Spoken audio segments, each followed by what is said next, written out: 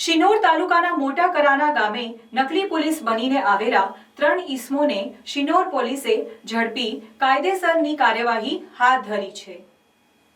વડોદરા શહેર ખાતે રહેલા વિક્રમ વસાવા, જયેશ રાજમલ અને નિલેશ દેવેણે ઇકો કાર લઈને પોઈચા સ્વામિનારાયણ મંદિર ખાતે દર્શન માટે આવેલા હતા। આ દરમિયાન ત્રણેય ઈસમો પાસે પૈસા ખૂટી ગયા હતા, જેથી ત્રણેય ઈસમોએ શિનોર તાલુકાના મોટા કરાણા ગામે રહેતા અશોક વસાવાને ઘરે નકલી પોલીસ બનીને નકલી રેડ કરી હતી, જ્યાં ફરિયાદી અશોક વસાવાને જણાવેલ કે તમે દારૂની પ્રવૃત્તિ સાથે સંકળાયેલા છો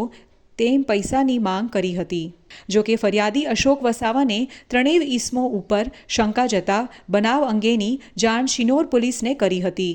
જેની જાણ થતાં જ શિનોર પોલીસ સ્ટાફના માણસો મોટા કરાણા ગામે પહોંચી ગયા હતા,